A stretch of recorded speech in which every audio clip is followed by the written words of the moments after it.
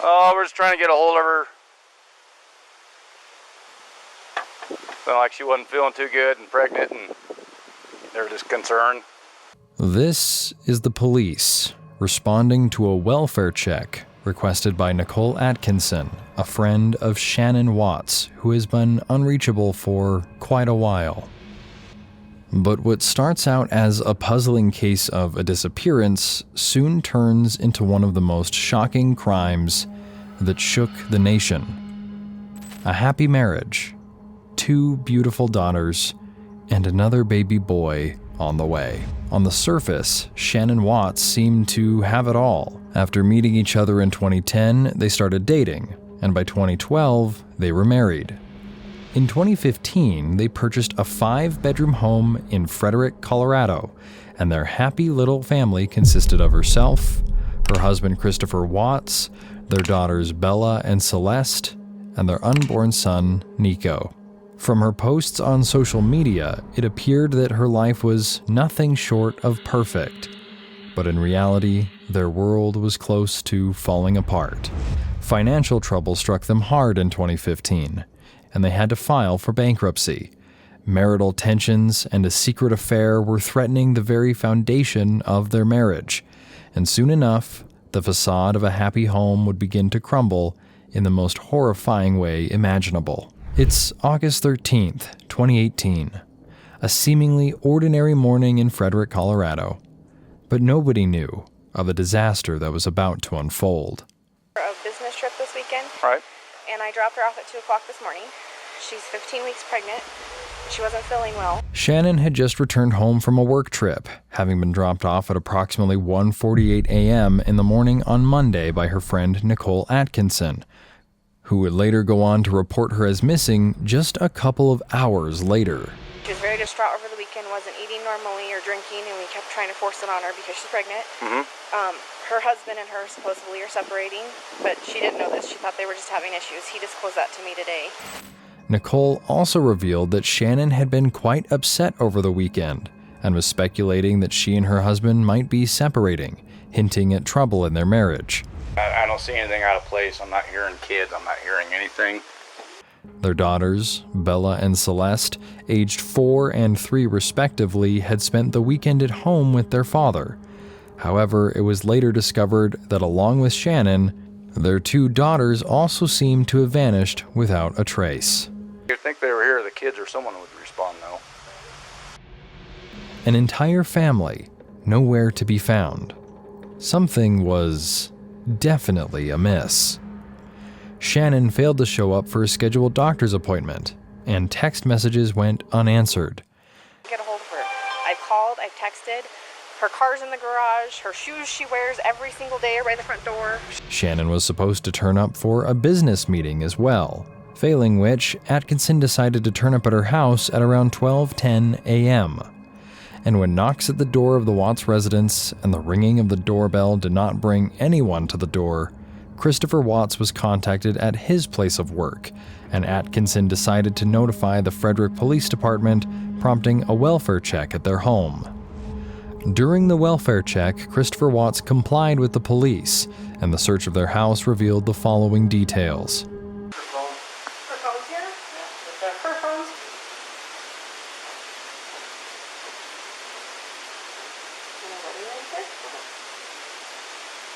Her phone, her keys, and her car, all of them were still at home, but Shannon, Bella, and Celeste were nowhere to be found. Her wedding ring was also found on the bedside table during the search. The very next day, the FBI and CBI, Colorado Bureau of Investigation, also joined the investigation. She came home from the airport 2 a.m. and I left around 5:15. She was still here. In the beginning, Watts told the police that he had no idea where his wife and kids were, and had claimed that he had not seen them since 5:15 a.m. the previous day when he left for work. Shannon, Bella, Celeste, if you're out there, just come back. Like, if somebody has her, just please bring her back. I need to see everybody. I need to see everybody again. This house is not complete without anybody here. Chris gave several interviews to news channels, pleading for his pregnant wife to return home with their daughters, while the investigation and the search for Shannon, Bella, and Celeste went on. But the sinister truth of the situation was yet to be unearthed. On August 15th, 2018, Chris Watts is finally brought in for questioning. He takes a polygraph test and fails miserably. He lies repeatedly, and not only fails the lie detector test, but receives one of the lowest possible scores. I asked you, do you know where they are? Or are you going to tell the truth about where they are? You failed miserably. Okay. His behavior gives it away. The investigators know that something is up. You lied to everyone you talked to. And they all bought it. And the pressure is mounting. They know that Chris is lying. What was the separation where was I think it was, she laid back down, but that's not downstairs, but... And then, in a shocking twist of events, there's an emotionally charged confession that Chris makes to his father, Ronnie Watts. Freaked out. I ran in there and got on top of her. Chris claimed that Shannon had killed their daughters in a fit of rage, that Shannon had already throttled Bella and was about to do the same to Celeste as well, when he caught her on a baby camera monitor and intervened. Both my kids were blue and they're gone.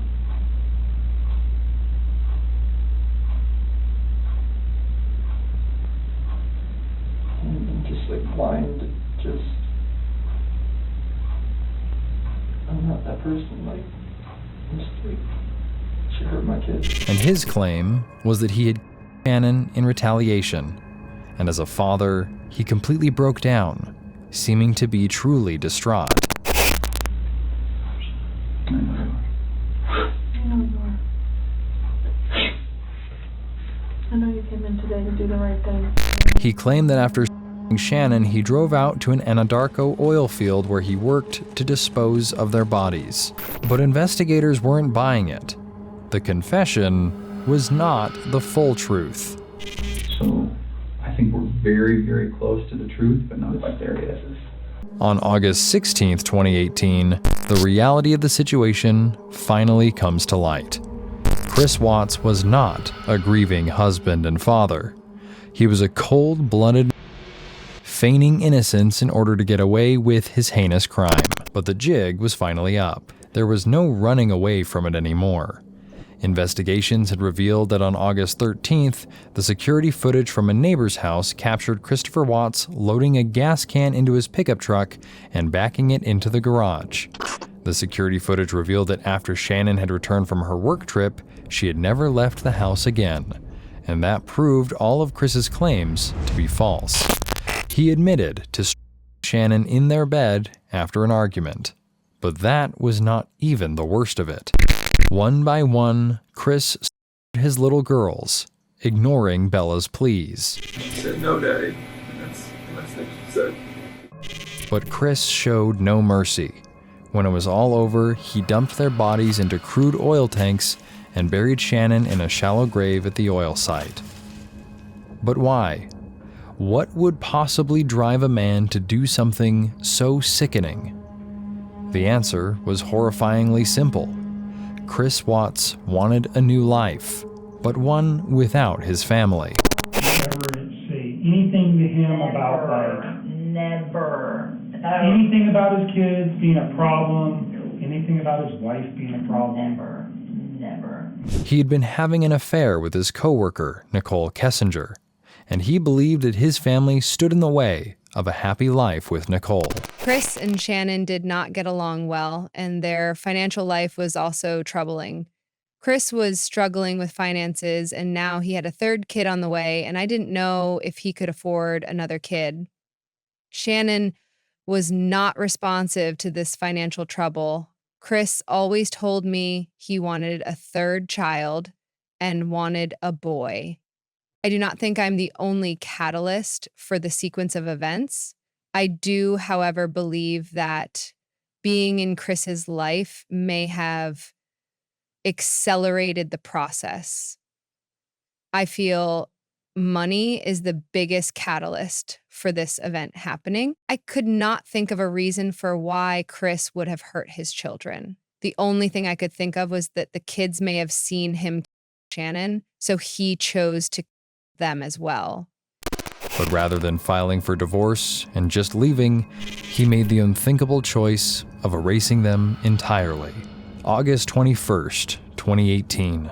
Chris Watts is charged with multiple counts of first-degree unlawful termination of a pregnancy and tampering with bodies. With an overwhelming amount of evidence stacked against him, he pleads guilty to all charges, narrowly avoiding the penalty. On November 19, 2018, he was sentenced to 5 life sentences without parole, plus 84 years. In the Colorado Department of Corrections, with no possibility of parole. With regard to count number 3, the court is going to sentence you as it relates to Celeste to life in the Colorado Department of Corrections with no possibility of parole. The Watts family stunned not just the country, but the entire world. The heartless one, the evil monster, who dare you take the lives of my daughters Shannon, Bella, Celeste, and Nico. I trusted you to take care of them, not kill them. And they also trusted you. The heartless monster, and then you take them out like trash. You disgust me. I can't even think of the right words to describe the betrayal and the hate I feel. And to be honest, you aren't even worth the time and effort it takes to put my pen to this paper. There isn't a day that goes by that I don't cry for my family. They were my whole world. Even today, one struggles to comprehend how a father could betray his own family in such a way. Chris Watts may be behind bars, but the scars of his actions will never fade. Shannon, Bella, Celeste, and the baby Nico should be here today. Their lives were stolen by the very person who is supposed to love and protect them most, for nothing more than an extramarital affair and a so-called sense of freedom. But Chris Watts will never be free again. And yet, no amount of punishment can undo what he did. The story of Shannon Watts begs the question that if women are not even truly secure in their own homes, in the company of their husbands, then where can a woman expect to be safe? Women all over the world are plagued by the same issues, and it's about time we strive to make the world a safer place so no other family has to go through anything so unbelievably cruel. If you or anyone you know needs help, please seek help and support, and know that you are not alone.